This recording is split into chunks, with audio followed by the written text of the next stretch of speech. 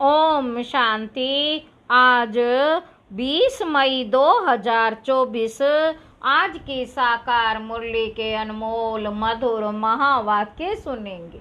मीठे मीठे बाबा के मीठे बच्चे, तुम बाप से भक्ति का फल लेने आए हो।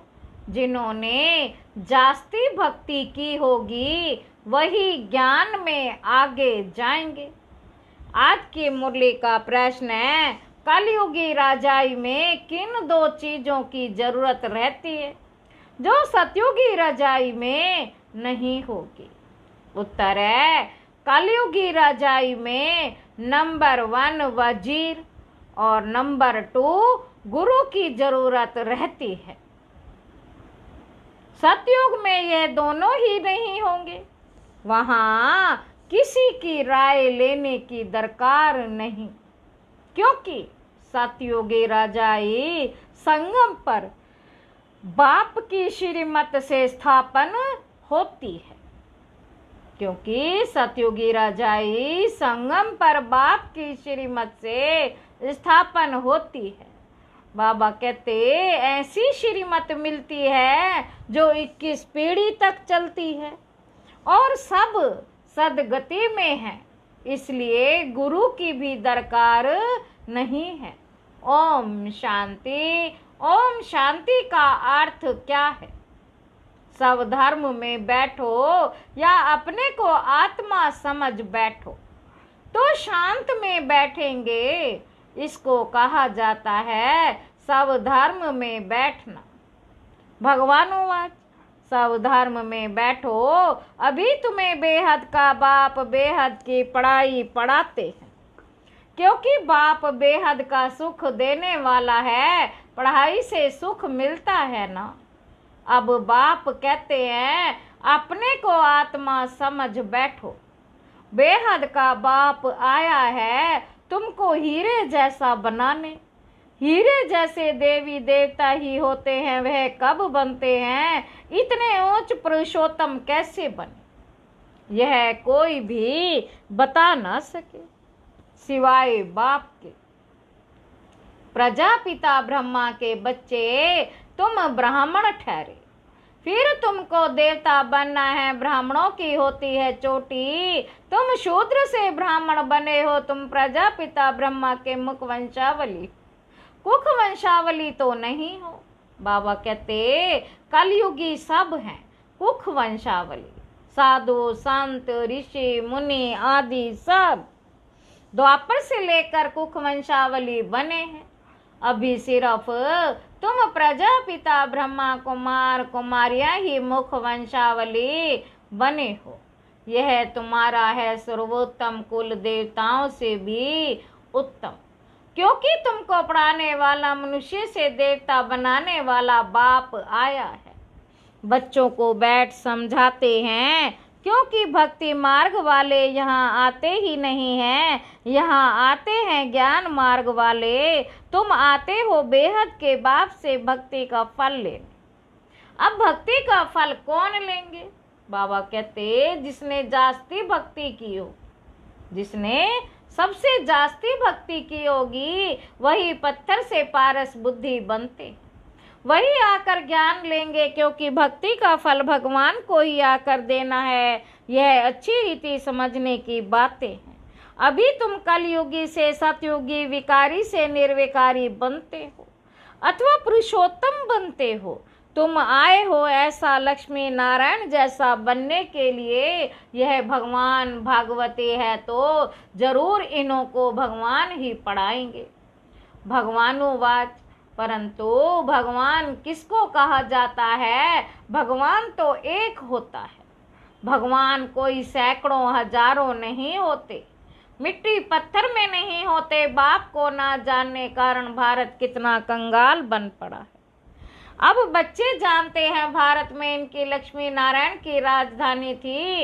इन्हों के बाल बच्चे आदि जो भी थे, लक्ष्मी नारायण की राजधानी थी। इन्हों के बाल बच्चे आदि जो भी थे राजधानी के मालिक थे। बाबा कहते तुम यहाँ आए ही हो राजधानी के मालिक बनने लिए।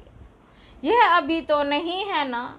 भारत में इन्हों का राज्य था, बच्चों को समझाया जाता है। जब इन देवी देवताओं की राजधानी थी, सूर्यवंशी और चंद्रवंशी थे, तब और कोई धर्म नहीं था। इस समय फिर और सब धर्म है, ये धर्म है नहीं। यह जो फाउंडेशन है, जिसको थुर कहा जाता है, इस समय मनुष्य सृष्टि रूपी झाड़ का थुर सारा सड़ गया है। बाकी सब खड़े हैं, अब उन सब की आयु पूरी होती है। ये मनुष्य सृष्टि रूपी वैरायटी झाड़ है।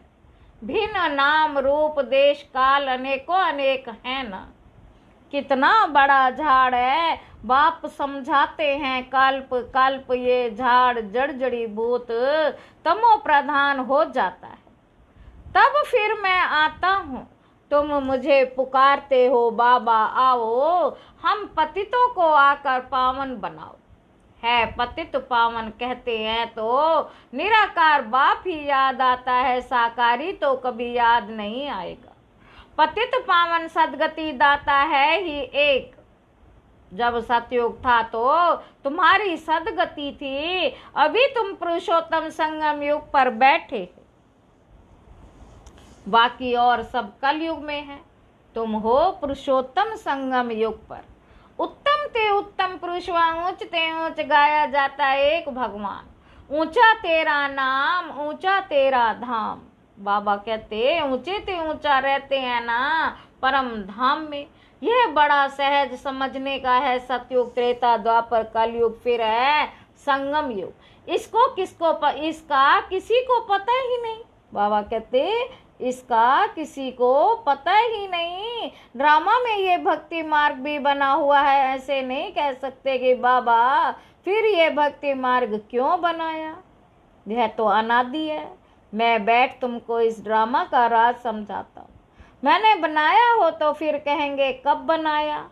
बाप कहते ये अनादि है ही, शुरू कब हुआ ये सवाल नहीं आ सकता।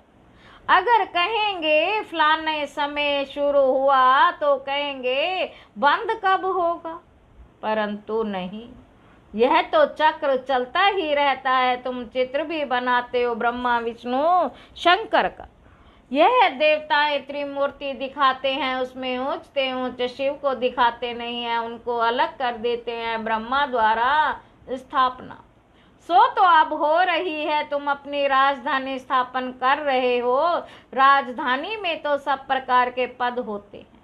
प्रेसिडेंट है, प्राइम मिनिस्टर है, चीफ मिनिस्टर है, ये सब बातें होती हैं।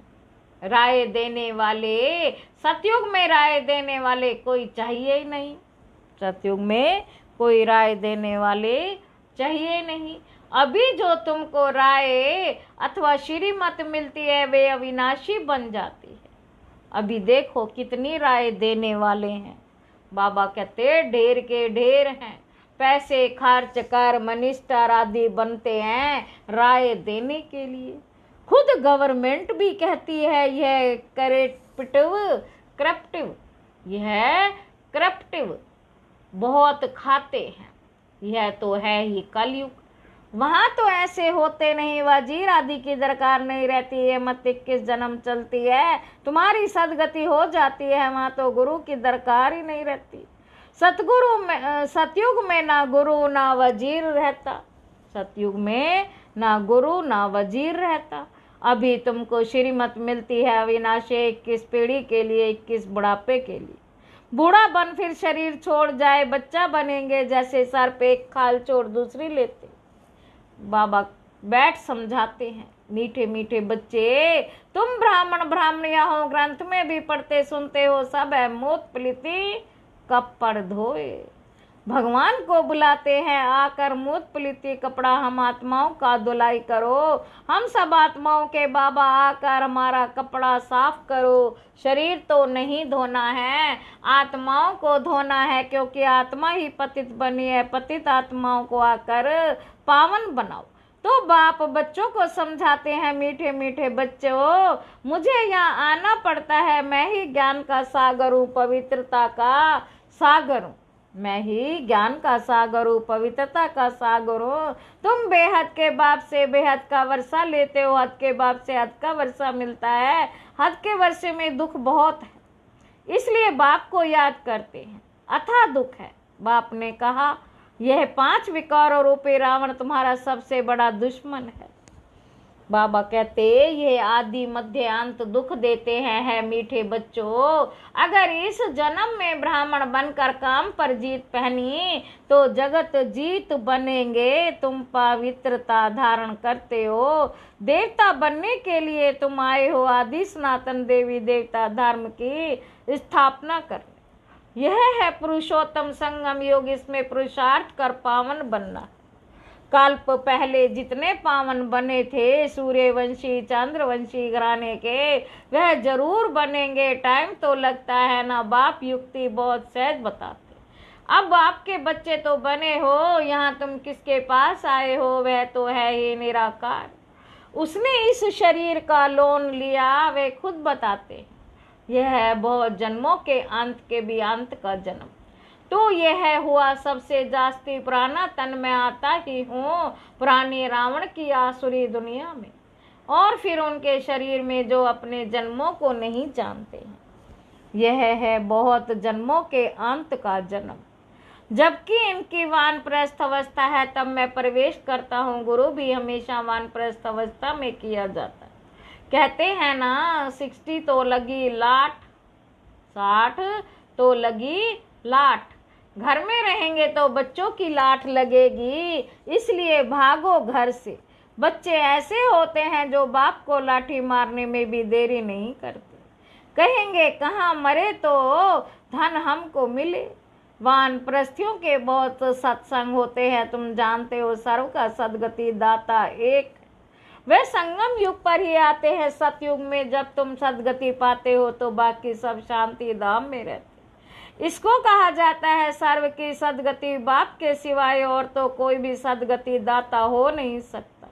ना किसी को श्री कह सकते, ना श्री श्री श्री अर्थात श्रेष्ठ होते। देवताएं श्री लक्ष्मी श्री नारायण उनको कहा जाता है। उन्हों को बनाने वाला कौन? बाबा कहते, श्री श्री शिव बाबा को ही कहना चाहिए।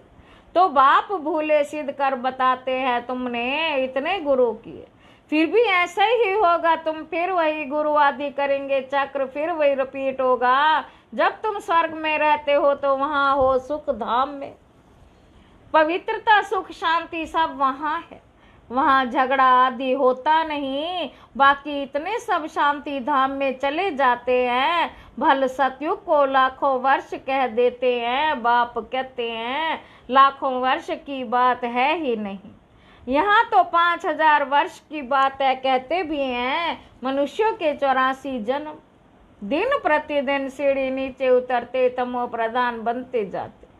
तो बाप समझाते हैं ये भी ड्रामा बना हुआ है। एक्टर्स होकर ड्रामा के क्रिएटर डायरेक्टर मुख्य एक्टर को ना जाने तो क्या कहेंगे। बाप कहते हैं इस बेहद का ड्रामा कोई भी मनुष्य मात्र नहीं जानते। ये बाप आकर समझाते हैं। कहते भी हैं शरीर लेकर पाठ बजाते हैं तो नाटक हुआ ना। नाटक के मुख्य एक्टर्स कौन हैं? कोई बता नहीं सकेंगे। अभी तुम बच्चे जानते हो ये बेहद का ड्रामा कैसे जो मिसल चलता है। टिक टिक होती रहती है। मुख्य है ऊंचते ऊंच बाबा, जो आकर समझाते भी हैं और सर्व की सदगति भी करते। सतयुग में दूसरे कोई होते नहीं, बहुत थोड़े हैं। वे थोड़े जो होंगे उन्होंने सबसे जास्ती भक्ति की होगी। तुम्हारे पास प्रदर्शनी व म्यूजियम में आएंगे वह जिन्होंने बहुत भक्ति की है। एक शिव की भक्ति करना, इसको कहा जाता है व्यभिचारी भक्ति। फिर भूतों की भक्ति करते व्यभिचारी बन पड़ते हैं। अभी तो बिल्कुल ही तमो प्रधान भक्ति है। पहले सतो प्रधान भक्ति थी, फिर सीढ़ी उतरते उतरते तमो प्रधान बने हैं। ऐसी हालत जब होती है तब बाप आते हैं सबको सतो प्रधान बनाने। इस बेहद के ड्रामे को भी तुम अभी जानते हो। अच्छा, मीठे मीठे सिक्की लदे बच्चों प्रति माता पिता बाप दादा का याद प्यार और गुड मॉर्निंग। रूहानी बाप की रूहानी बच्चों को नमस्ते। हम रूहानी बच्चों की रूहानी बाप दादा को याद प्यार और गुड मॉर्निंग। नमस्ते बाबा, नमस्ते। शुक्रिया बाबा, शुक्रिया। धारणा के लिए मुख्य सार पहला पॉइंट है, बेहद बाप से बेहद का वर्षा लेने के लिए पावन जरूर बनना।